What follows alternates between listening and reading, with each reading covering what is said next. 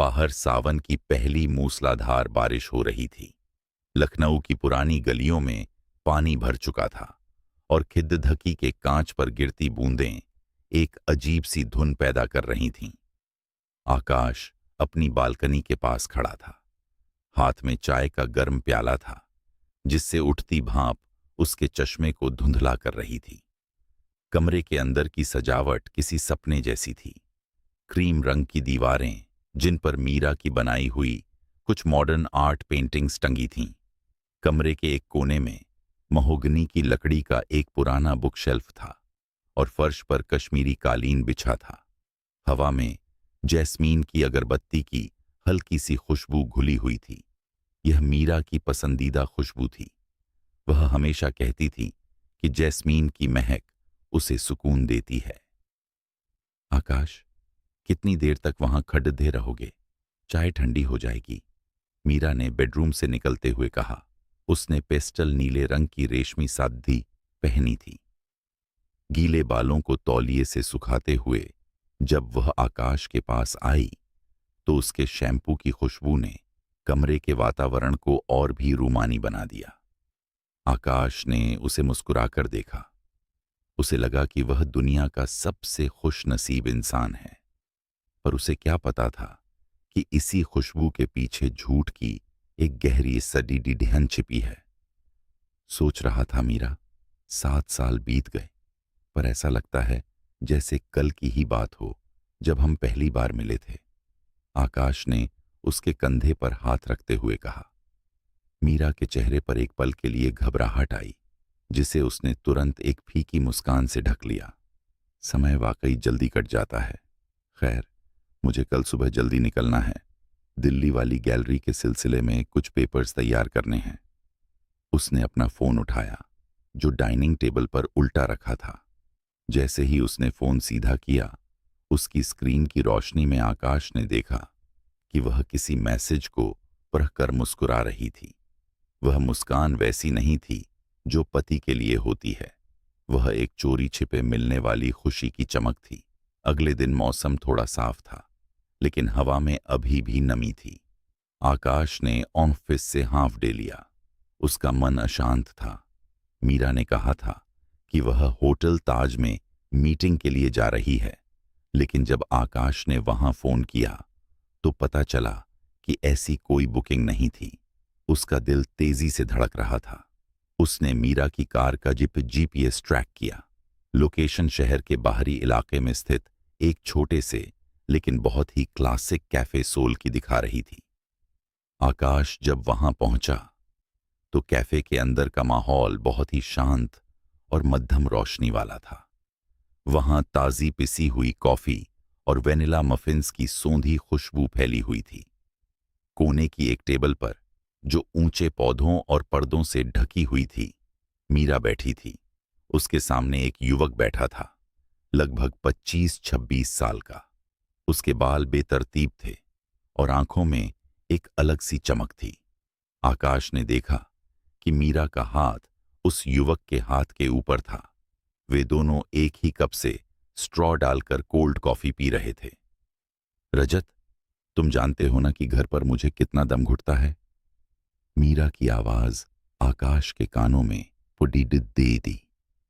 वह पास की ही एक टेबल के पीछे छिपकर सुन रहा था। रजत ने उसका हाथ चूमते हुए कहा, तो छोड़ क्यों नहीं देती उस बोरिंग मैनेजर को? मेरे साथ चलो, हम पहाड़ों में रहेंगे। तुम बस पेंटिंग करना और मैं।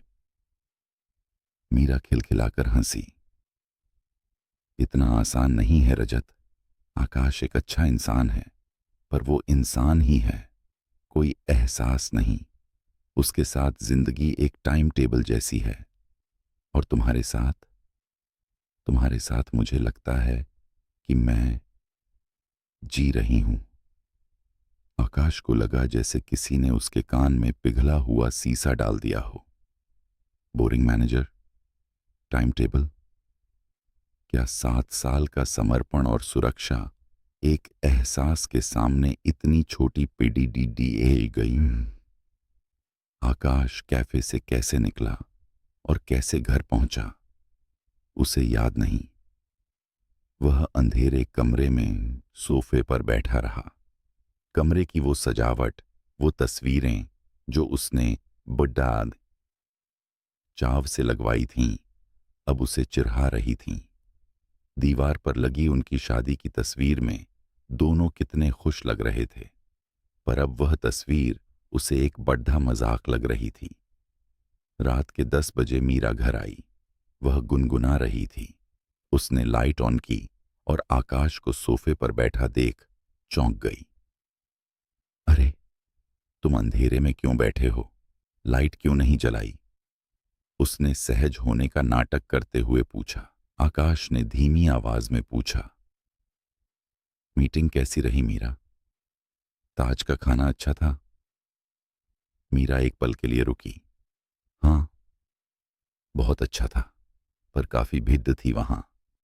आकाश उठा और उसके करीब जाकर खड़ा हो गया।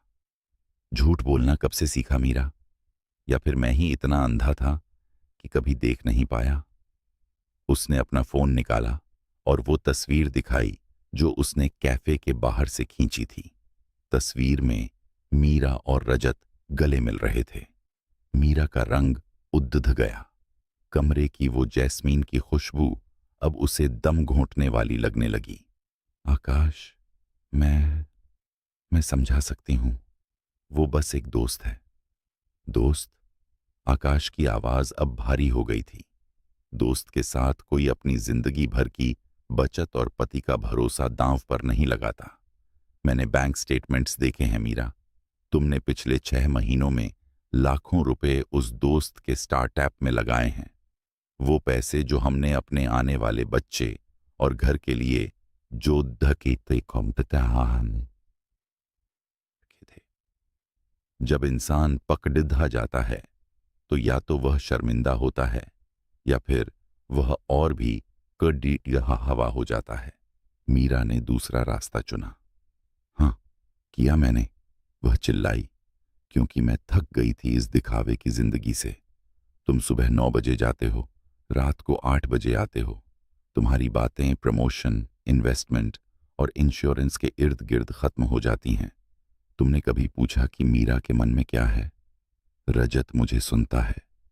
वो मुझे एक कलाकार की तरह देखता है, तुम्हारी तरह सिर्फ एक पत्नी की तरह नहीं। आकाश ने एक ठंडी हंसी हंसी। तो तुम्हें कलाकार की तरह देखने की कीमत मेरा भरोसा तोड़ना था मीरा। प्यार का मतलब केवल रोमांच नहीं होता, जिम्मेदारी भी होती है। जिस रजत के पीछे तुम भाग रही हो, उसने कभी तुम्हारी जिम्मेदारी उठाई है? क्या वो तुम्हारे बीमार होने पर रात भर जाग सकता है? मीरा चुप थी, लेकिन उसकी आंखों में पछतावा नहीं, बल्कि एक अजीब सी जिद थी। उसने अलमारी से अपना सूटकेस निकाला और कपन ठूंसने लगी। मैं जा रही हूं आकाश, मुझे इस घुटन भरे घर में अब एक पल भी नहीं रहना। आकाश ने उसे नहीं रोका, उसने बस उसे जाते हुए देखा। जब दरवाजा बंद हुआ तो उसकी आवाज पूरे खाली घर में गूंजी। वह बारिश फिर से शुरू हो गई थी, लेकिन इस बार वह सुकून देने वाली नहीं थी। मीरा के जाने के बाद आकाश ने घर की सजावट बदल दी। वह जैस्मीन की अगरबत्ती हटाकर उसने चंदन की धूप जलाना शुरू किया। उसने वो सारी पेंटिंग्स उतार दी जो झूठ की गवाह थीं। कुछ महीनों बाद उसे पता चला कि रजत ने मीरा को छोड़ दिया है। जैसे ही मीरा के पास से पैसे खत्म हुए और वह एक जिम्मेदारी बनने लगी, उस एहसास वाले कलाकार ने अपना रास्ता बदल लिया।